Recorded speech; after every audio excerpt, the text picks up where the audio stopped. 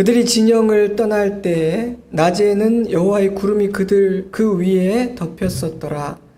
괴가 떠날 때에는 모세가 말하되 여호와여 일어나사 주의 대적들을 흩으시고 주를 미워하는 자가 주 앞에서 도망하게 하소서 하였고, 괴가 쉴 때에는 말하되 여호와여 이스라엘 종족들에게로 돌아오소서 하였더라. 아멘.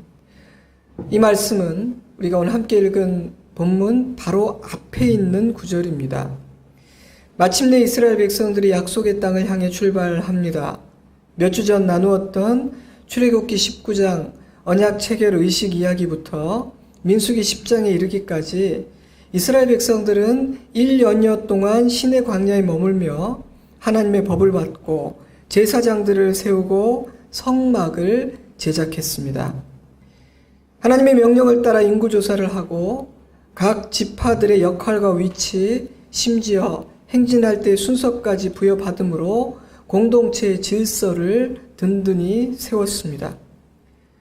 하나님의 말씀대로 그 모든 일들을 다 진행한 다음 완성된 성막을 하나님 앞에 봉헌하고 두 번째 유월절을 지키게 되죠. 그 이후에 하나님은 2개의 나팔을 만들라고 지시하십니다. 이제 진짜 출발할 때가 되었기 때문이었습니다.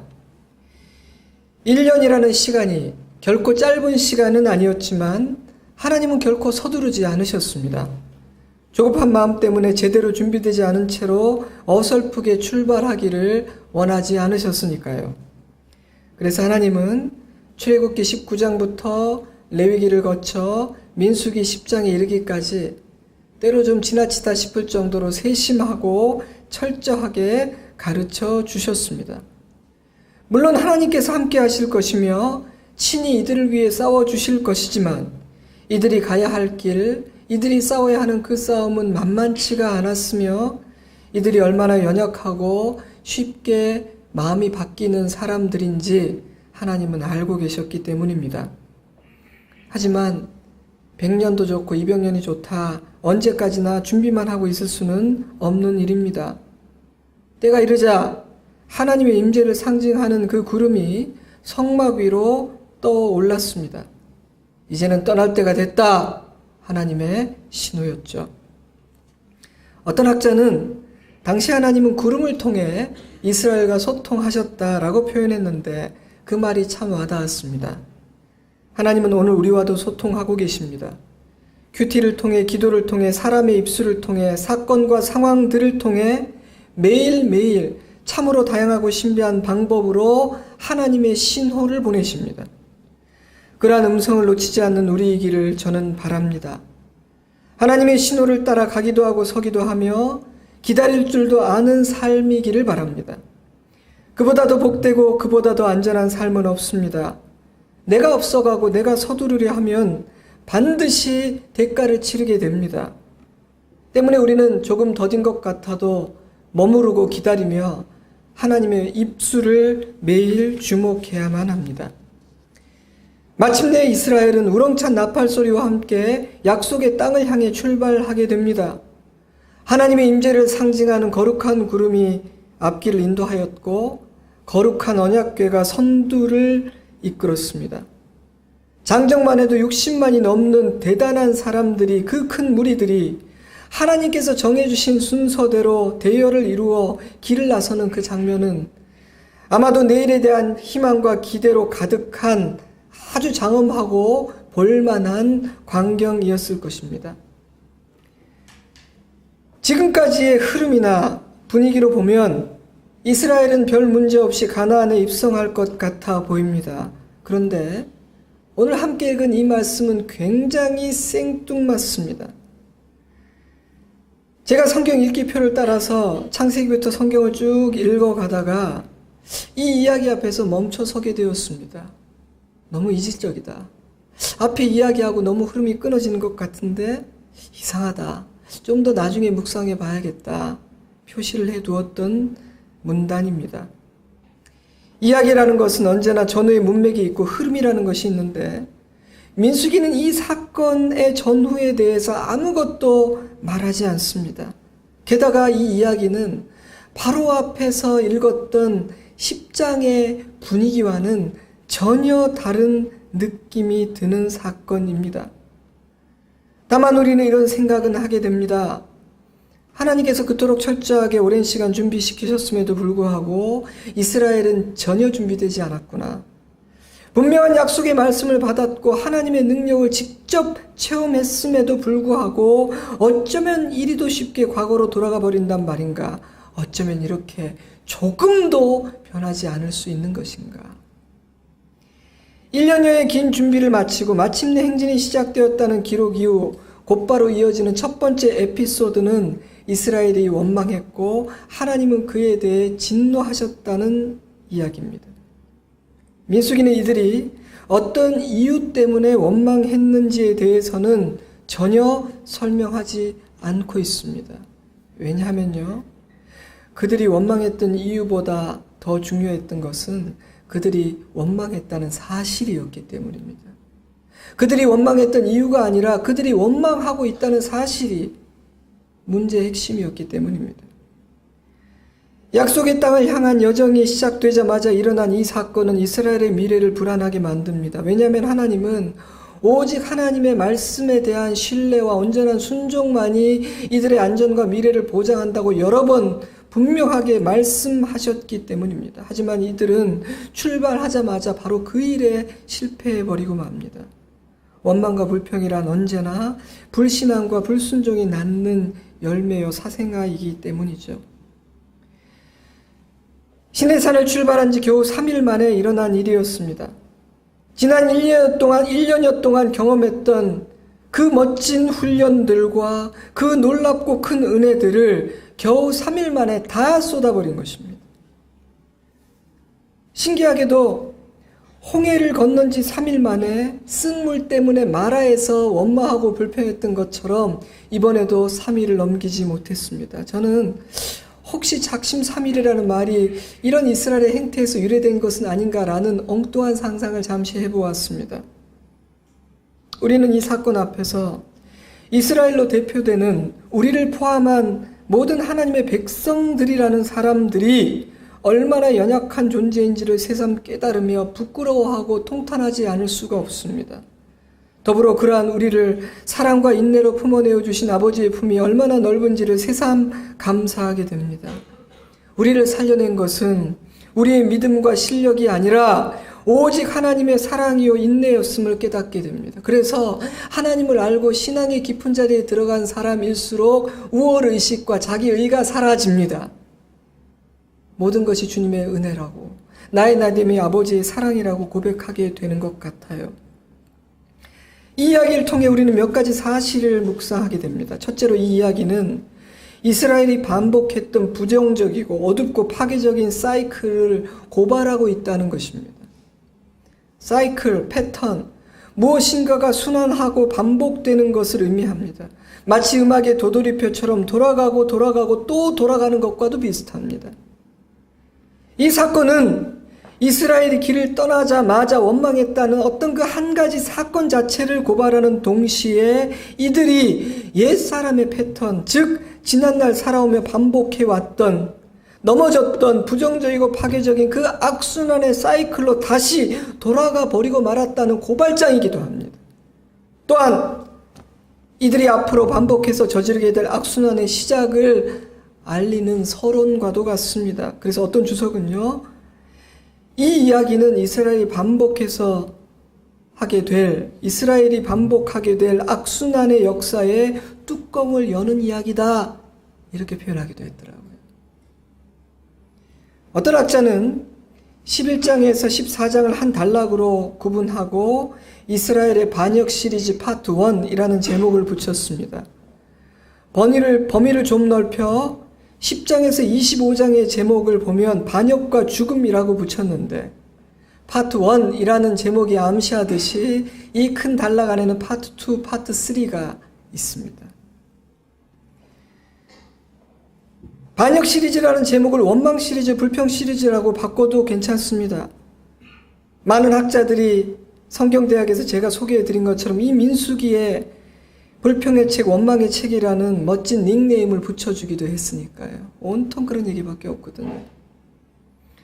불평 시리즈 파트 1인 11장에서 14장 사이에서 하나님을 원망하고 불평하며 대적했던 이야기는 4번 기록되어 있는데 마지막 14장 그 불평의 끝은 우리가 잘 아는 여호수아와 갈렙 12정탐꾼 이야기로 끝이 나죠. 원망의 정점, 불신앙과 불순종의 정점이라고 표현할 수 있는 이 사건으로 인해 갈렙과 여호수아 외에는 그 누구도 약속의 땅에 들어가지 못하게 되죠. 오늘 함께 읽은 이 말씀은 그러한 이스라엘의 부정적인 사이클이 시작되고 있다는 고발장이요, 반면교사로 삼으라는 경고장과도 같습니다. 하나님은 이 사건을 통해 이렇게 말씀하고 계신 것 같습니다. 부디 이들의 실패를 보고 교훈을 얻어 옛사람의 부정적인 사이클, 그 악순환에서 벗어나 내가 너에게 허락하고 약속한 새로운 사이클, 언약과 축복과 생명의 선순환 안으로 들어가라. 더 이상 옛사람이 살아왔던 악순환의 고리 안에 머무르지 마라. 그 파괴적이고 어두운 사슬, 너를 죽이고 짓누르고 망하게 해왔던 어둠의 고리들을 나의 은혜, 십자가 복음의 능력으로 끊어내 버리라. 오늘 이 아침 우리 모두에게 이러한 아버지의 마음이 전달될 수 있으면 정말 좋겠습니다. 1절의 앞부분을 원어에 충실하게 번역하면, 원어 그대로 번역하면 이렇게 번역할 수 있어요. 백성들이 여호와의 귀에 악하게 들리는 불평의 소리를 바라는 원망하는 자들이 되었다. 원망의 사람이 되었다. 무슨 의미입니까? 이들이 어쩌다 한번 실수로 원망한 것이 아니라 이제 원망하는 존재가 됐다는 거예요.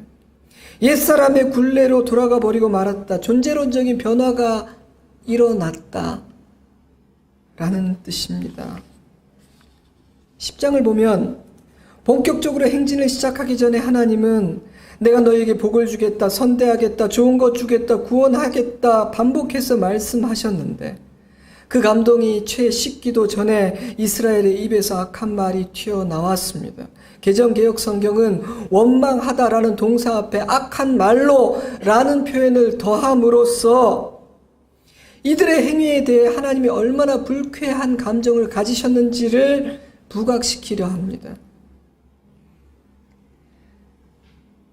자신들의 생각과는 다른 상황이나 불편한 상황을 마주할 때마다 이스라엘이 반복했던 일은 불평과 원망이었습니다. 이들은 간절히 하나님을 찾지 않았고 각자가 하나님 앞에서 자신의 내면을 돌아보며 회개했다는 기록도 없습니다. 이들이 반복해왔던 일은 그저, 이들이 앞으로 반복할 일은 그저 불평과 원망뿐이었습니다. 원망은 누군가를 또는 무엇인가를 탓하는 행위입니다. 처음에는 상황이나 사람을 탓하는 것으로 시작되지만 결국 그 화살은 하나님께로 향하게 되어 있습니다. 그것은 에덴 동산에서 아담과 하와가 했던 일이죠. 당신이 지은 여자, 당신이 지은 뱀 때문입니다. 그러니 궁극적으로 이 일은 당신 때문에 벌어진 일이고 그러니 당신이 문제입니다. 하나님은 그들의 말 속에 감추어져 있는 그들의 중심을 그렇게 읽어내셨습니다. 그런데요, 에덴 동산에서 일어났던 그 파괴적인 일이 약속의 땅으로 향하고 있는 이스라엘 백성 가운데에서 다시 일어나고 있었던 것입니다. 그렇다면 우리는 에덴에서의 범죄 뒤에 뱀이라는 존재가 있었던 것처럼 원망과 불평이라는 이 일 뒤에도 뱀이 있다는 사실을 인식해야만 합니다. 정신을 차리고 어디 허술한 것은 없는지 전신갑주를 챙겨 입어야 합니다. 하지만 이스라엘은 그렇게 하지 못했습니다.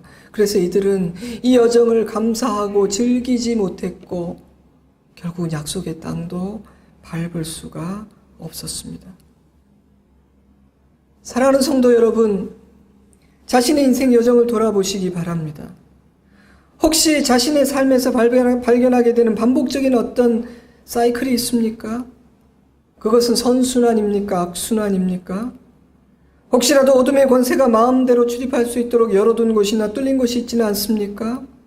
주님께서 치유하시고 어루만져 주셔야 할 부분이나 진심으로 회개함으로 끊어내 버려야 할, 뒤도 돌아보지 않을 정도로 단호하게 끊어내고 거절해야 될 옛사람의 어떤 습성이 남아있지는 않습니까?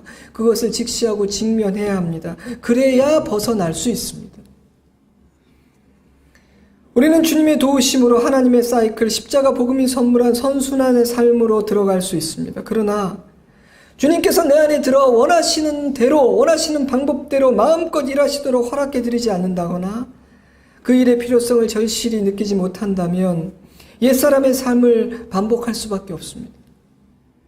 그 은혜의 문은 우리 앞에 활짝 열려 있지만 누구나 들어갈 수 없는 이유입니다. 그래서 아주 작은 소수의 사람들만이 약속의 땅을 밟게 되죠. 원문에 충실하자만 이들은 그 어떤 상황에서도 투덜거리는 불평하는 자가 된 것입니다. 그것은 하나님께서 창조하신 새 사람, 예수 그리스도의 십자가의 피로 씻어내신 새 사람과는 전혀 어울리지 않는 모습이었습니다. 불평은 습관입니다. 불평은 습관입니다. 물론 감사도 습관이 됩니다.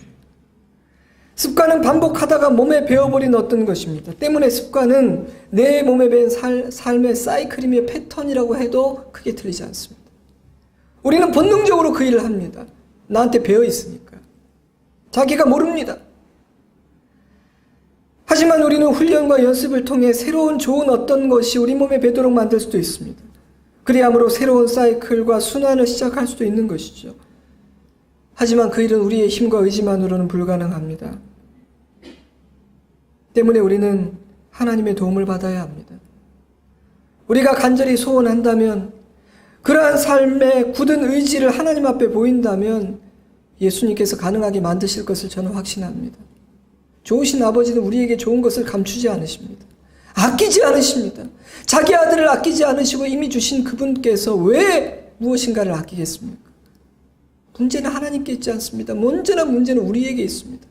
구하지 않아서입니다. 굳은 의지가 없기 때문입니다. 절실하지 않기 때문입니다. 마가렛 대처 수상의 아버지는 그녀에게 자주 이렇게 말했다고 합니다. 생각을 조심하라. 너의 말이 된다. 너의 말을 조심하라. 너의 행동이 된다. 행동을 조심하라. 너의 습관이 된다. 습관을 조심하라. 너의 인격이 된다. 인격을 조심하라. 너의 운명이 된다. 워낙 많이 인용되는 그런 문장이죠. 저는 이 문장이 자기도 모르게 자기의 인생에 자리 잡아버린 그 부정적인 사이클과 잘못된 악순환의 패턴에서 벗어나는 실제적인 과정, 우리가 밟아야 될 과정들을 이야기해주고 있다는 생각이 들었어요. 내가 어느 단계에 있는지. 그러니 여러분 이 문장을 한번 천천히 곱씹어 보세요. 생각해 보세요. 얼마 전에 90일의 기쁨 프로젝트라는 부제가 붙어있는 책을 읽었습니다. 이 책은 90일 동안 주님 안에서 의지적으로, 의도적으로 기뻐하기로 작정한 한 사람의 90일간의 기쁨의 실험의 이야기예요. 저자는 주위를 보면 행복한 기질을 타고난 사람도 있는 것 같지만 자신은 거의 평생을 경계성 우울증 상태로 살아온 신경과민의 사람이라고 고백합니다. 때문에 기쁨과 행복은 자신의 주특기가 아니라고 고백하더라고요. 그래서 그는 매일 매순간 자신의 시선을 주님의 기쁨으로 옮기는 기쁨의 실험을 해야겠다고 작정합니다.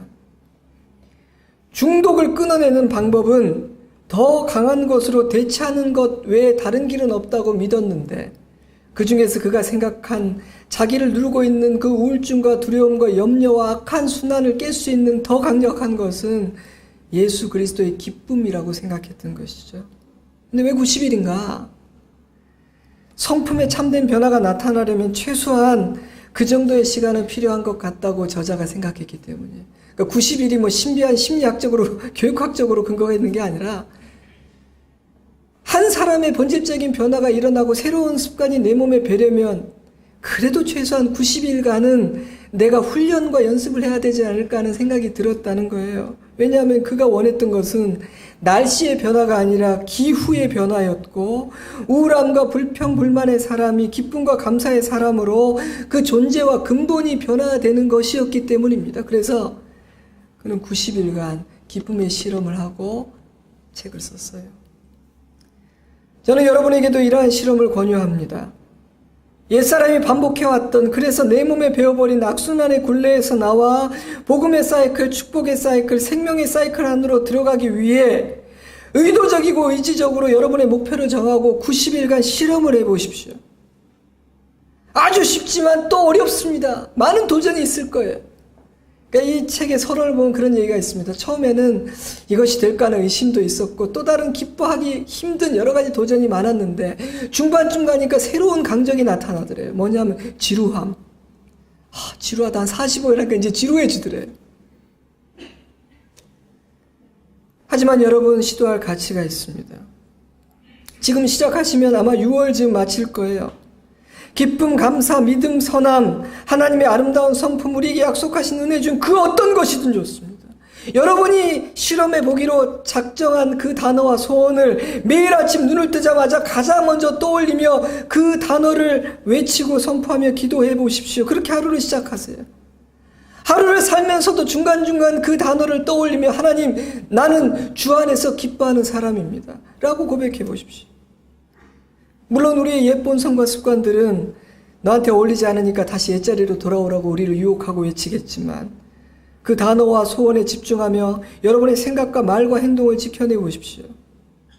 나의 옛 본성이 나를 이끌려 하거나 상황이 나를 흔들려고 할 때면 입을 벌리지 말고 입을 닫고 아무 말도 내뱉지 마십시오. 여러분, 흔드는 상황과 사람으로부터 뚜벅뚜벅 걸어 나오십시오. 그렇게 90일의 실험을 하다 보면 새로운 습관이 생길 가능성이 많지 않을까요? 그 습관이 우리의 존재가 되고 정체성이 될 겁니다. 그러니 오늘부터 한번 시작해 보세요. 도전해 보십시오. 저는 도전할 가치가 있다고 생각합니다.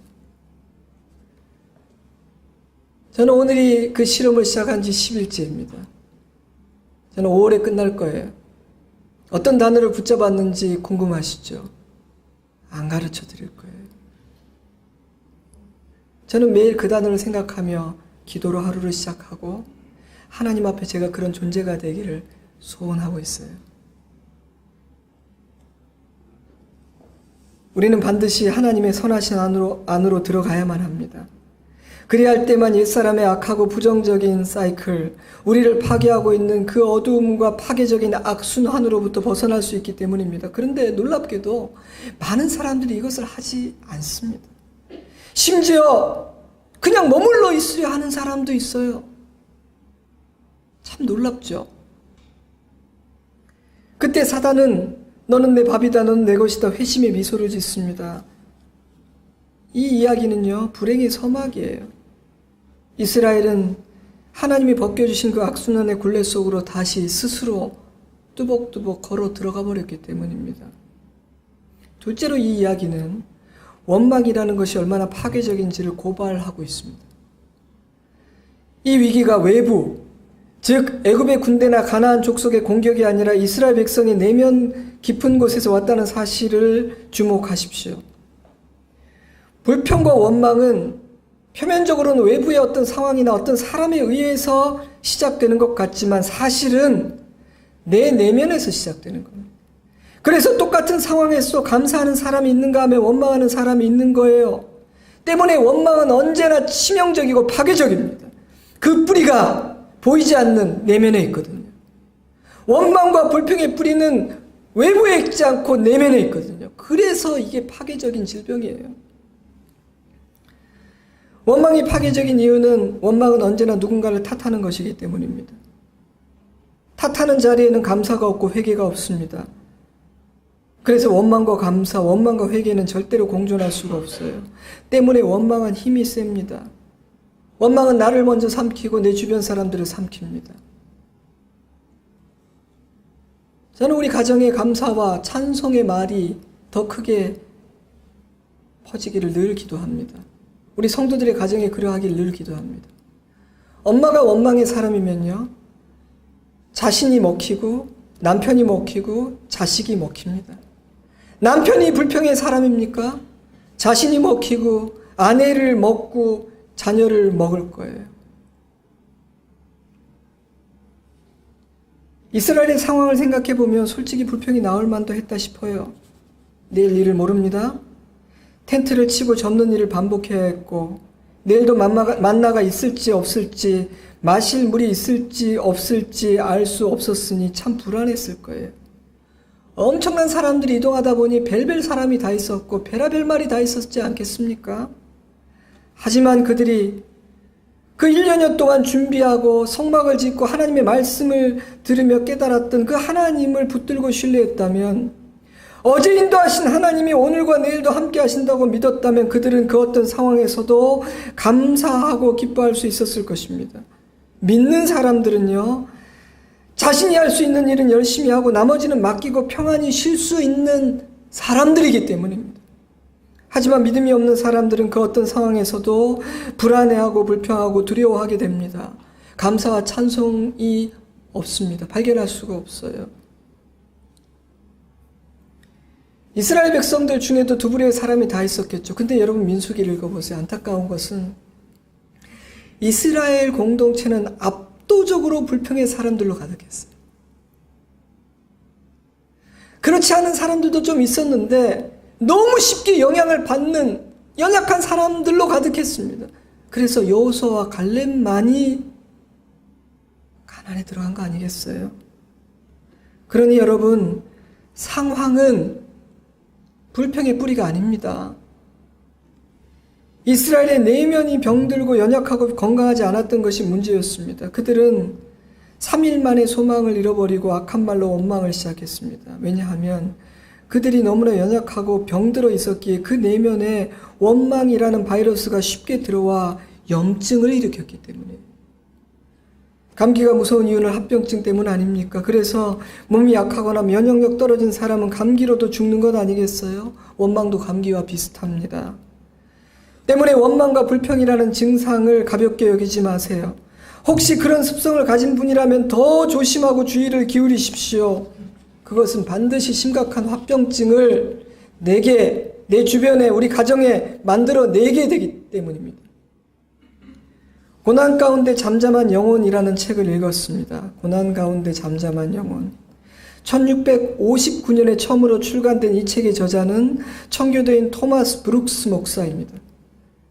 놀랍게도 이 책에는 변화구가 없습니다. 저자는 처음부터 끝까지 돌직구만을 던집니다. 아픕니다. 찌릅니다. 고난 중에서 입을 열지 마라. 침묵하라. 고난 중에 잠잠하라. 토마스 브룩스는 그 책의 중간쯤에서 이렇게 말해요. 만약 당신이 불평과 원망의 본질이 얼마나 악하고 위험한 것인지를 심각하게 숙고할 수 있다면 고난 중에서 입을 열고 많은 말을 하기보다는 침묵하는 편을 택하게 될 것이라고 말합니다. 그는 불평이 본질적으로 악한 이유 12가지를 말하는데 그중 몇 가지만 나누면 다음과 같아요. 첫째, 불평은 당신의 내면 깊은 곳에 강력하게 뿌리내린 쓴뿌리에서 나오기 때문입니다. 둘째, 성령님께서 불평하는 자에게 경건하지 않은 백성이라는 낙인을 찍으시기 때문입니다. 셋째, 불평은 더 많은 죄를 양산하기 때문입니다. 불평은 모든 혐오스러운 것들의 어미입니다. 넷째, 불평은 하나님의 진노를 유발하는 죄이기 때문입니다. 다섯째, 가장 달콤한 재료도 시큼한 냄새가 밴 그릇에 넣으면 시큼한 맛이 나고 쓴맛이 밴 용기에 넣으면 쓴맛이 나는 것처럼 불평은 하나님의 자비와 은혜를 쓰디쓴 죄로 바꿔버리기 때문입니다. 여섯째, 불평은 성도의 영혼이 해야 할 의무와 완전히 배치되기 때문입니다. 불평은 사단이 지은 죄이기에 그가 받은 형벌도 함께 받게 될 것입니다. 일곱째, 불평은 시간을 죽이는 죄입니다. 여덟째, 성도는 그 어떤 상황에서도 불평할 수 없습니다. 하나님이 성도의 기업이 되시기 때문입니다. 우리는 하나님의 크신 은혜를 이미 입었기 때문에 그 어떤 상황에서도 불평할 수가 없습니다. 사랑하는 여러분, 원망과 불평은 우리를 파괴하고 다른 사람을 파괴하는 악이요 어두움입니다. 셋째로 우리는 이 이야기에서 여호와께서 들으셨다는 표현을 주목해야 합니다. 1절에서 여호와께서 들으셨다는 표현은 2번씩이나 강조되고 있습니다. 주언작청 야언서령, 낱말은 새가 듣고 반말은 쥐가 듣는다는 속담이 있죠. 하지만 우리 그리스도인들은 이렇게 말해야 됩니다. 하나님이 들으신다. 예수님은 이렇게 말씀하셨습니다. 내가 너에게 이르노니 사람이 무슨 무익한 말을 하든지 심판날에 이에 대하여 신문을 받으리니 내 말로 의롭다함을 받고 내 말로 정죄함을 받으리라. 물론 하나님께서 들으신다는 이 말씀은 우리를 겁주려고 주시는 말씀이 아니에요. 하나님은 우리의 기도와 신음도 들으시기 때문입니다. 출애굽이 가능했던 이유는 하나님께서 그들의 호소를 들으셨기 때문 아닌가요? 바디메오가 볼 수 있게 된 이유는 예수님께서 그의 말을 들으시고 멈추어 서셨기 때문 아닙니까? 그러므로 성도에게 하나님께서 들으신다는 사실은 위로가 되고 소망이 되고 든든한 말이에요. 겁먹는 말이 아니라. 근데 문제는요, 우리는 종종 하나님께서 내가 들으셨으면 하고 원하는 것만 들으시고 내가 안 들으셨으면 좋겠다는 건 안 들었으면 좋겠다고 생각한다는 것입니다. 하지만 하나님께서 무엇을 들으실지는 내가 결정하는 것이 아니에요. 하나님은 모든 것을 듣고 계시며 들으신 대로 반응하십니다. 불평 시리즈 파트 1을 마무리하는 민수기 14장에는 바로 이 사실을 컨펌하는 이런 말씀이 있죠. 그들에게 이르기를 여호와의 말씀에 내 삶을 두고 맹세하노라. 너희 말이 내 귀에 들린 대로 내가 너희에게 행하리니. 때문에 우리는 우리의 언어를 살필 필요가 있습니다. 부정적인 언어의 악순환과 사이클로부터 벗어나야 합니다. 여호와께서 들으시고 진노하사 여호와의 불을 그들 중에 붙여서 진영 끝을 사르게 하시매 그곳 이름을 다베라라 불렀으니 이는 여호와의 불이 그들 중에 붙은 까닭이었더라. 들으심의 결과로 진노와 심판의 불이 임했습니다. 이 불은 그저 단순히 임재를 상징하는 불이 아니라 진노의 불이었어요. 하지만 진영 끝에만 붙었다고 기록되어 있어요. 무슨 뜻입니까? 아직 기회가 있다는 거예요. 이 불의 목적은 심판함이 아니라 돌이키는 신호라는 뜻입니다. 돌이키라는 신호라는 뜻이에요. 이것은 우리에게 말씀을 주신 이유이기도 합니다. 모든 성경은 하나님의 감동으로 된 것으로 교훈과 책망과 바르게 함과 의로 교육하기에 유익하니 우리는 하나님의 불이 진영의 끝만, 우리 가정의 끝만, 우리 삶의 끝만 태우고 있을 때 말씀을 통해 하나님의 음성에 귀를 기울여야 합니다. 만약 돌이키지 않는다면 그 다음 단계로 넘어가 진영 전체를 불태울 것이기 때문입니다. 그러니 아직 이스라엘에게는 기회가 남아 있었다는 것이죠. 그런데 이스라엘이 시내산에 도착하기 전에 원망하고 불평했을 때와는 하나님의 반응이 좀 달라졌다는 생각이 들었습니다. 굉장히 엄해지셨어요. 왜냐하면 이들은 하나님과 언약을 맺었고 하나님이 어떤 분이시며 무엇을 원하시는지를 이미 들었기 때문입니다. 그때는 젖먹이였지만 이제는 더 이상 응석 부리는 것이 아니라 철든 자녀가 되어야 했기 때문입니다. 그래서 하나님은 이전과는 다르게 반응하셨습니다. 생각하건대 현재의 고난은 장차 우리에게 나타난 영광과 비교할 수 없도다. 그러므로 너희가 이제 여러 가지 시험으로 말미암아 잠깐 근심하게 되지 않을 수 없었으나 오히려 크게 기뻐하는도다.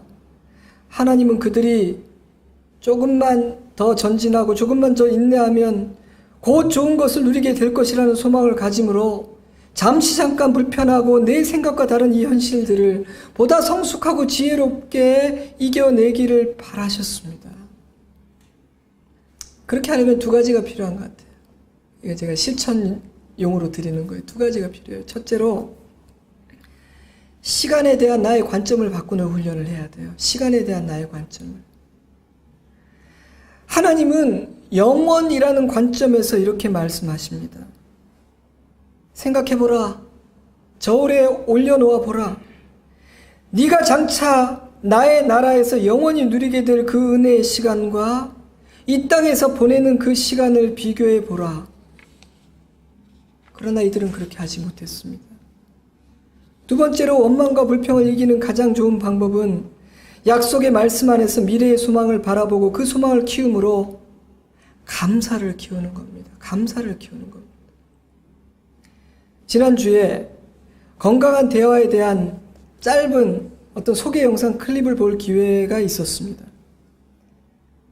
근데 강사가 대화의 스킬을 배우는 것보다 훨씬 더 중요한 것은 감사하는 마음을 갖는 것이라고 강조하더라고요. 참 인상적이었어요. 감사가 삶의 태도가 되어야 됩니다. 언제 어떤 상황에도 여러분을 딱 지르면 여러분의 입에서 감사의 말이 본능적으로 튀어나오는 사람이 되어야 됩니다.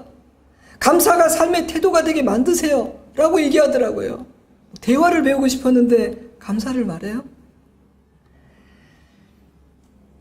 만약 당신이 누군가가 나에게 무엇인가를 해주거나 내 마음에 맞고 합한 어떤 상황에서만 감사할 수 있는 사람이라면 당신의 감사는 지극히 제한적일 수밖에 없고 건강한 대화를 할 수 없을 것이라고 말합니다. 게다가 참 이것도 인상적이었어요. 게다가 우리는 잘된 것보다는 잘못된 것에 초점을 두는 좋지 못한 못된 경향성을 가지고 있다는 거예요. 그렇기 때문에 우리가 길러야 될 실력이 있는데 잘된 것을 보는 힘을 기르라고 하더라고요. 감사할 것을 보는 그것을 주목하고 묵상하고 확대하는 힘을 길러야 한다고 말하더라고요. 그것은 힘입니다. 그것은 실력입니다라고 말하더라고요. 그렇게 하면 감사의 힘이 생기고 감사가 그냥 조건에 맞을 때 나오는 것이 아니라 삶의 태도가 되고 그것이 건강한 대화의 중요한 기초가 될 거라는 것이었어요. 여러분, 우리에게 그런 실력이 있습니까? 하나님은 듣고 계십니다. 하나님의 귀에 우리의 감사와 찬송이 들리기를 바랍니다. 아빠가 감사를 고백하고 엄마가 찬송하자고 이야기하는 가정이 되었으면 좋겠습니다. 우리의 언어는 우리의 미래에 우리의 자녀들에게 큰 영향을 끼치게 될 것입니다. 그러니 여러분의 언어를 살펴보십시오. 마지막 네 번째로 이 이야기는 누군가의 기도로 진노의 불이 꺼질 수도 있다는 사실을 이야기하는 것 같습니다. 백성이 모세에게 부르짖음으로 모세가 여호와께 기도하니 불이 꺼졌더라. 하나님의 진노의 불은 제가 참 재밌는 생각을 했어요. 하나님의 진노의 불은 물이나 소화기로는 끌 수 없는 불이다. 이런 재밌는 생각을 했어요. 여러분 기억을 해두세요. 하나님의 불은요, 그 어떤 인간의 방법으로도 대적할 수 없고 끌 수 없고 수습할 수 없습니다. 오직 하나님 자신만이 심판의 불과 진노의 불을 끄실 수가 있습니다. 그런데 이 이야기에는요, 하나님께서는 하나님의 마음에 합한 기도자의 기도를 들으신다는 것이 담겨 있어요. 모세는 여러 차례 이스라엘에 임한 하나님의 진노의 불을 끈 기도의 사람입니다. 물론 그도 하나님께 주님 도저히 못 참겠습니다. 내가 이 백성들을 대해서 얼마나 참아야 됩니까? 언제까지 참아야 됩니까? 나 이 짐을 벗고 싶어요 라고 호소하기도 했습니다. 하지만 그에게는 그 백성들을 불쌍히 여기는 연민의 마음, 하늘 아버지의 긍휼이 있었습니다. 그래서 모세는 백성들을 포기해버리지 않고 오히려 그들을 위해서 기도했습니다. 금송아지 사건 때도 그랬고 지금도 그렇게 하고 있습니다. 하나님은 그러한 모세의 기도를 들으십니다. 그리고 저는 이렇게 표현하고 싶어요. 사실은 모세의 기도가 그 진노의 불을 끈 것이 아니라 그 기도를 들으신 하나님이 스스로 자신의 진노의 불을 꺼주시는 거예요. 그 불은 하나님밖에 끄실 수 있는 분이 없으니까. 사랑하는 성도 여러분, 저와 여러분에게 나에게 연민을 가진 기도의 사람이 있기를 주님의 이름으로 축복합니다. 나를 불쌍히 여기고 나를 위해 기도해 줄 수 있는 기도의 사람이 나에게 있기를 바랍니다. 우리가 그런 사람들을 정말 소중히 여기고 귀하게 여기고 놓치지 않겠다고 생각하는 지혜자이기를 바랍니다. 또한 우리가 누군가에게 연민을 품은 기도의 사람 될 수 있으면 좋겠습니다. 사랑하고 살리고 위로하고 치유해 주는 것보다 더 복된 일은 없습니다. 그래서 하나님은 우리가 누군가를 위해서 기도할 때 우리의 행위를 참 귀하게 여기시고 가치 있게 여기십니다. 우리가 그 일을 잘할 수 있기를 바랍니다. 말씀을 맺겠습니다. 저는 오늘 네 가지를 나누었습니다. 첫째, 옛사람의 부정적이고 파괴적인 그 악순환의 사이클을 파악하고 그 굴레로부터 속히 벗어나시기 바랍니다. 그리스도의 십자가 복음으로 인해 허락된 새 사람의 사이클로 우리가 찬양한 것처럼 주의 아름다우심과 선하심 안으로 속히 들어가시기 바랍니다. 그리함으로 새 사람의 은혜와 언약 백성의 복을 누리며 사시기를 바랍니다. 둘째로 원망의 파괴력을 이해하고 감사의 힘을 기르시기 바랍니다. 믿음의 근육, 소망의 근육을 키움으로 여러분의 관점이 바뀌기를 바랍니다. 셋째로 나는 언제나 하나님 앞에서 살아가고 있다는 사실을 잊지 마시기 바랍니다. 하나님이 듣고 계십니다. 보고 계십니다. 그러니 여러분의 언어를 바꾸시기 바랍니다. 넷째로 연민과 사랑의 기도로 누군가에게 임할 수 있는 진노의 불을 끄는 사람 되기를, 그런 인생 살 수 있게 해달라고 소원하시기 바랍니다. 그리고 나를 위해 그렇게 기도하는 사람을 소중히 여기고 없다고 생각된다면, 여러분 저는 그래요. 참 인맥이라는 거 그 쓸데없는 거예요. 제가 예전에도 소개했지만 요즘 신문 기사도 나오잖아요. 카톡 친구의 SNS에 몇 명의 팔로워가 있는가, 수많은 팔로워가 있었는데 그 사람이 점심을 먹으려고 했더니 점심같이 먹을 사람이 없더래요. 많은 사람 아는 것이 중요합니까? 여러분에게 연민을 가진 사람을 친구 삼으세요. 여러분이 말하면 기도의 자리로 나아가줄 수 있는 사람을 만드세요.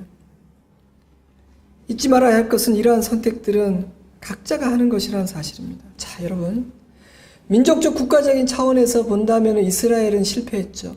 하지만 개인적 차원에서 본다면 얘기가 달라집니다. 여호수아와 갈렙은 실패하지 않았잖아요. 그들은 약속의 땅에 들어갔잖아요. 그들은 이스라엘과 함께 옛사람의 악순환의 굴레 속으로 돌아가지 않고 하나님 안에서 시작한 그 새로운 삶을 유지했기 때문이에요. 도는 바퀴가 달랐어요. 우리 모두가 여호수아와 갈렙이 서 있던 그 자리에 설 수 있기를 바랍니다. 그리하기 위해 오늘 여러분이 벗어야 할 것들은 무엇이고 새롭게 다짐하고 행동해야 할 것은 무엇인지 생각해 보십시오. 어제 좋은 땅에서 말씀을 묵상하고 마무리할 때쯤 오후 늦게 제가 아는 어느 목사님으로부터 어떤 그림 하나와 함께 기도를 부탁합니다 하면서 기도 제목이 담긴 문자가 날아왔어요. 뭐 그런 그림을 잘 보내는 분은 아닌데 좀 뜻밖이었죠. 근데 그 문장이 너무 의미심장해서 여러분과도 나누어야겠다는 생각이 들었습니다. 바로 이 문장이에요. 이 그림이에요. 하늘에게 행복을 달라 했더니 감사를 배우라 했다. 이분이 왜 갑자기 생뚱맞게 이런 그림을 저한테 보냈는지는 모르겠지만 저는 이 문장을 계속 여러 번 읽게 되었어요. 내가 이런 말씀을 지금 묵상하고 있는 거하고 너무 연결이 되는 것 같은데 이 말씀의 결론인가? 하늘에게 행복을 달라 했더니 감사를 배우라 했다. 의미심장하지 않습니까? 하나님은 사랑하는 자녀들 모두가 하나님의 선하심을 맛보아 알기를 원하십니다. 그 생명의 선순환 속으로 들어와 살다가 그것을 마음껏 누리며 매일 찬송하고 감사해도 모자란다 생각하며 살다가 승리한 자녀, 이긴 자로서 약속의 땅에 입성하기를 원하십니다. 저는 무엇보다도 이 일이 우리의 내면 그리고 구체적으로 가정에서 실현되기를 기도합니다. 여러분이 새 사람 된 것을 가정에서 보여줄 수 있었으면 좋겠습니다. 저에게도 쉽지는 않습니다. 그래서 저는 실험을 하고 이런 말씀들을 붙듭니다. 제게 주시는 말씀이에요. 여러분의 입에서 감사의 말을 하십시오. 하나님의 은혜를 찬송하십시오. 뽑아버려야 되는 쓴뿌리를 뽑아버리고 옛사람의 굴레를 던지고 왔다고 말하십시오. 때로는 그걸 이렇게 형식으로 보여주는 것도 괜찮더라고요. 어떤 분은 그러더라고요. 베란다를 열더니 잠깐만 아빠 나갔다 올게 그러더니 옛날 내가 이런 습관이 있었는데 아빠 이걸 지금 방금 내 집 밖으로 던져버리고 왔다. 안 믿더래요. 안 믿겠죠. 계속 이제 실패하는 걸 더 많이 보여줬으니까. 하지만 해볼 가치가 있어요. 우리가 진실로 간절히 원한다면 아버지께서 두 팔을 걷어붙이 그래 내가 도와줄게 나서주실 것입니다. 그러니 오늘 이 아침 이 일을 소원하세요. 이스라엘을 반면교사 삼으십시오. 새로운 삶으로 들어가세요. 마음을 굳세게 하십시오. 같이 기도하겠습니다. 제가 이 말씀 묵상하면서 진짜 생뚱맞다. 왜냐하면 제가 창세기부터 쭉 읽어가다 보니까 민수기 10장이 이야기하고는 너무 안 맞는데, 물론 뒤에 나오는 이야기들은 딱 어울립니다. 이 1절에 3절 사건하고 너무 맞아떨어집니다. 이 말씀 묵상하며 우리는 많은 생각을 하게 됩니다. 우리는 정말 쉽게 돌아갈 수 있는 사람들이구나. 하나님이 그렇게 놀라운 약속들을 주셨고 그 하나님만 꼭 붙들고 믿고 의지하면 놀라운 일들이 벌어질 텐데, 이미 우리에게 주어진 것을 우린 누리지 못하고 너무 쉽게 돌아가 버리는구나. 또한 우리는 어떤 부분에서 넘어지는지를 볼 수 있습니다. 원망의 파괴적인 힘을 봅니다. 그리고 하나님이 우리가 진실되게 기도할 때 그것을 얼마나 귀담아 들으시는지도 보게 됩니다. 이 시간 기도합시다. 오늘 이 말씀이 여러분 각자에게 주시는 말씀을 가지고 기도합시다. 이 시간에는 우리 가정에 누구를 위해서 이런 거 말고 자기를 위해서 기도합시다. 그리고 우리 가정이 주님, 어려워 보이는 부분들도 있지만 우리 가족이 정말 변화되게 하여 주시옵소서. 기도합시다. 같이 기도하겠습니다. 아버지 하나님, 아버지 하나님, 하나님 아버지, 하나님 아버지, 아버지 하나님, 아버지 하나님, 아버지 하나님, 주님, 아버지 하나님, 아버지 하나님, 주님, 하나님, 그렇습니다. 주님 감사합니다. 주 안에서 기뻐합니다. 제가 주 안에 있습니다. 아버지 안에 있습니다. 저에게 말씀이 주어졌습니다. 약속이 주어졌습니다. 사명을 허락하셔서 허무한 삶이 아닙니다. 일용할 양식을 주십니다. 교회를 주셨습니다. 성도를 주셨습니다. 저에게는 저를 위해서 연민을 가지고 기도해 줄 믿음의 친구들도 적지 않습니다. 아버지 감사합니다. 돌아가지 않을 겁니다. 돌아갈 이유가 없습니다.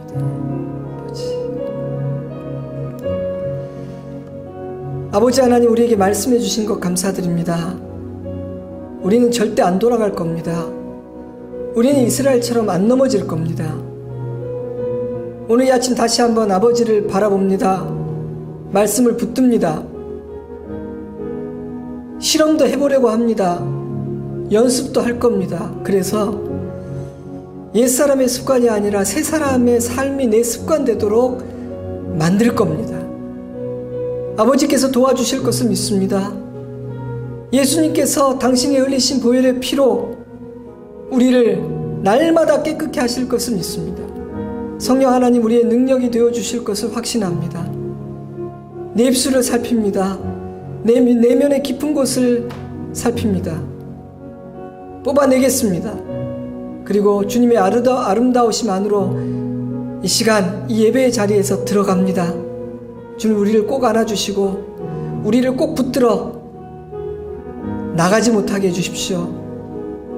옛사람의 악순환으로 돌아가지 않게 해주십시오. 할렐루야 감사합니다. 할렐루야 찬양합니다. 우리 가정부터 바뀌게 하여 주시옵소서. 감사드리고 찬송하며 예수님 이름으로 기도드리옵나이다. 아멘. 다 같이 자리에서 일어나겠습니다. 그리고 저 높은 곳을 향하여 함께 찬양하겠습니다. 우리 마음을 담아서 찬양합니다. 저 높은 곳을 향하여 날마다 나아갑니다. 내 뜻과 정성 모아서 날마다 기도합니다. 내 주여 내 맘 붙드사 그곳에 있게 하소서. 그곳은 빛과 사랑 언제나 넘치옵니다. 내 주를 따라 올라가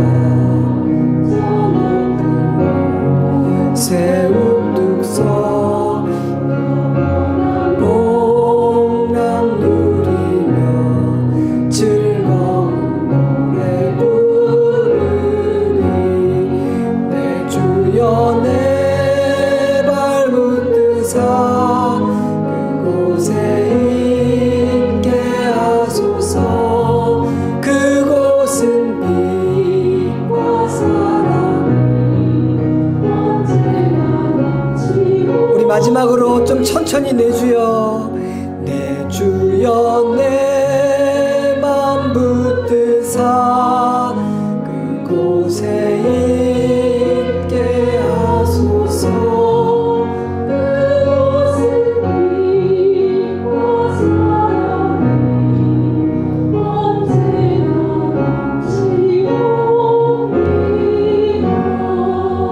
기도하겠습니다.